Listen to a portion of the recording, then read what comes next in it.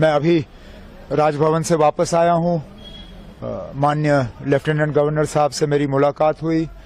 मुलाकात के दौरान मैंने उन्हें नेशनल कॉन्फ्रेंस, कांग्रेस, सीपीएम, आम आदमी पार्टी और जिन इंडिपेंडेंट्स के तरफ से नेशनल कॉन्फ्रेंस को समर्थन की चिट्ठी मिली है, उन चिट्ठियों को मैंने लेफ्टिनेंट गवर्नर साहब के हवाले किए और उनसे गुजारिश की कि जल्द से जल्द वो तारीख मुकर्रर करें ताकि यहाँ ओथ लिया जाए और लोगों की चुनी हुई हुकूमत जो है अपना काम संभाले। किस तारीख को सर ओथ सेरेमनी? अब ये लंबा सिलसिला रहेगा क्योंकि ऐसा नहीं है कि एक इलेक्टेड गवर्नमेंट को दूसरे इलेक्टेड गवर्नमेंट का जो है में तब्दील होगा।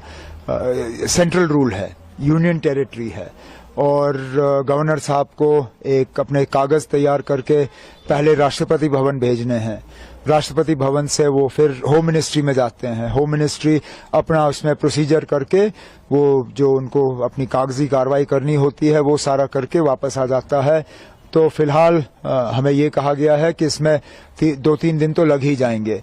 तो अगले हफ्ते ट्यूसडे वेंसडे से पहले मुझे उम्मीद नहीं है। उम्मीद की जा रही है कि अगर ये सारा जल्दी हो जाता है तो वेंसडे को हम ओथ सेरेमनी यहाँ कर लेंगे। ऐसा कयास लगाया जा रहा था कि इंडिया अलायंस के तमाम बड़े नेता इस ओथ सेरेमनी में मौजूद रह सकते हैं, तो किन अब आप अभी वो आप फारूक साहब से बात करिए। इंडिया ब्लॉक के लीडर वो हैं और इन्विटेशंस अगर जाएंगे तो उनके तरफ से जाएंगे। मुझे जिनको इनवाइट करना होगा वो अपने तरफ से मैं कल बैठ के उन्हें जो है दावत दूंगा। लेकिन फिलहाल तो अब ओथ की तैयारी हो रही है। सर, आज कांग्रेस लीडर्स भी मिलने आए थे, तो क्या कोई डिमांड्स या कुछ? नहीं, उन्होंने अब डिस्कशंस तो हमारी रहती हैं, हम मिलके हुकूमत बना रहे हैं। उनका जो है लेटर ऑफ सपोर्ट हमें हासिल हुआ है और उन्होंने आज अपनी बैठक की। उनकी अपनी बैठक में उन्होंने अपने हाईकमांड को इजाजत दी कि वो सीएलपी का जो है फैसला करें, सीएलपी लीडर का फैसला करें। तो हमने जो अपनी अंदरूनी बातें करनी थी वो हमने की। सर, काफी इंडिपेंडेंट कैंडिडेट्स भी अब ज्वाइन इन कर रहे हैं एनसीए, हमने देखा पिछले कुछ दिनों में, तो क्या स्पेकुलेशन है कि और जो बाकी हैं वो भी ज्वाइन कर देंगे, ऐसा कुछ?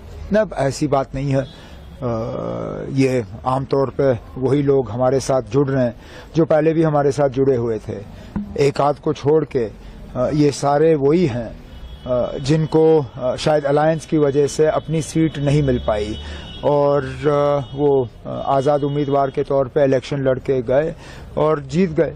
अब वो अपने नेशनल कॉन्फ्रेंस के साथ में वापस आना चाहते हैं और एक आध ऐसा है जो नेशनल कॉन्फ्रेंस में रह के हमारे साथ एक नया रिश्ता कायम करना चाहता है, जिसकी हमने सराहना की, जिसको हमने वेलकम किया और इन्हें लोगों के वोट हासिल हुए क्योंकि लोगों की उम्मीदें हैं कि उनके इलाकों में काम होंगे और मेरा फर्ज बनता है कि उनके मैं जो है हाथ पकड़ के उनके इलाकों में उनकी मदद करूं। सर, एक आखिरी सवाल।